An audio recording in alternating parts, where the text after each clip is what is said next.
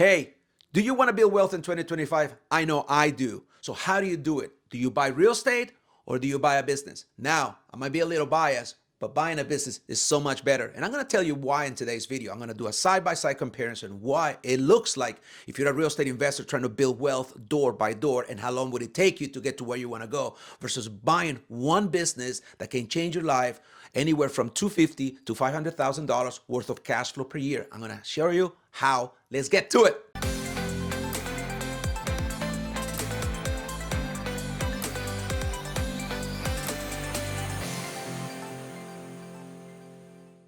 Hey everybody, welcome to my channel. I am your host, Leo Landaverde, business broker and commercial lender, helping you buy and scale a profitable business. If you are a small business owner looking to increase your wealth, or a W-2 employee sick and tired of the rat race and want to buy a profitable business, you are in the right place. Please subscribe to my channel and don't forget to hit the bell and you'll be notified every Thursday when new content comes out. All right, let's get to the quick and dirty.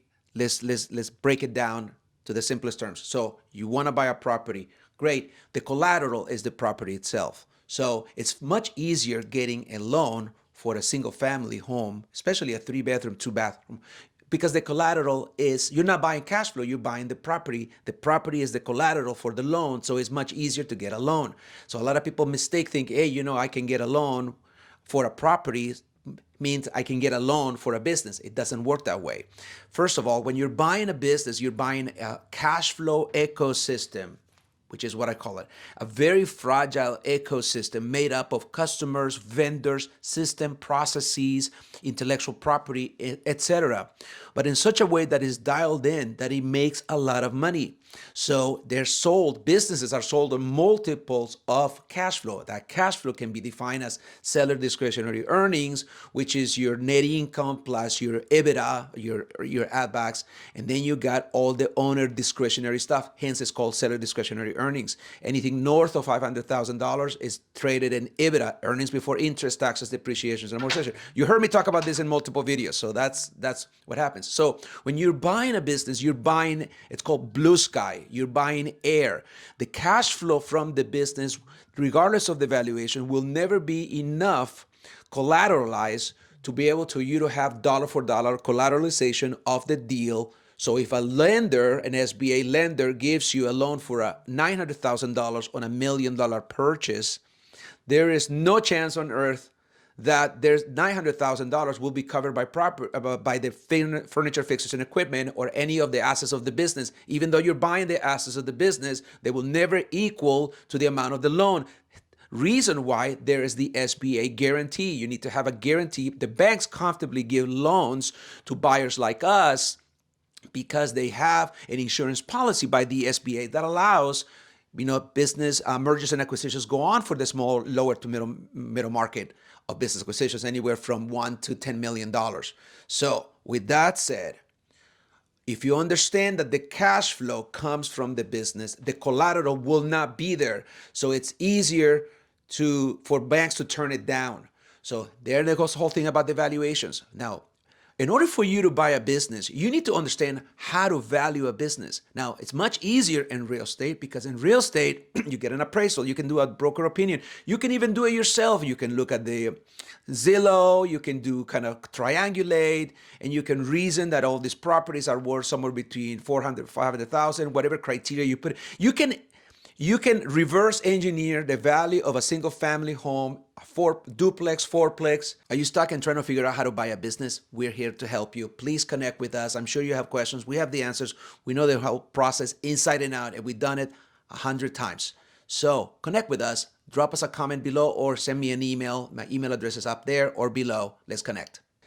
Much easier than it would be commercial. You can still do commercial. They follow certain rules, but the collateral's there, so long as the value's worth it. We don't really care what the income of the property is. Now, when you're buying when you're buying a business, it's a lot different. You're putting a value, a premium on that multiple of cash flow, which is what we teach inside of our group. How to value a business is key to understanding how to get that deal financed and be okay with the blue sky loan, which is, the loan that has no collateral. Now, all SBA loans are personally guaranteed. So if you think you can get a bank loan and not personal guarantees, you're sorely mistaken. You'll never do that. A lot of people teach that you can actually get, leverage buyouts, no money down, and all of these gimmicks, and you can get the seller to finance a perfectly cash flowing business. Now, in some cases, it happens. I've done it. I've sold businesses that are 80% financed by the seller to a very, very strong buyer.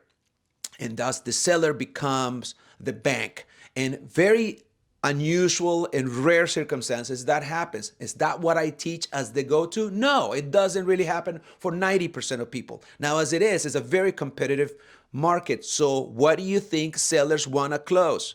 They want cash. So they want cash, which means you need a loan. So having said all of that in the collateral piece, what is the potential?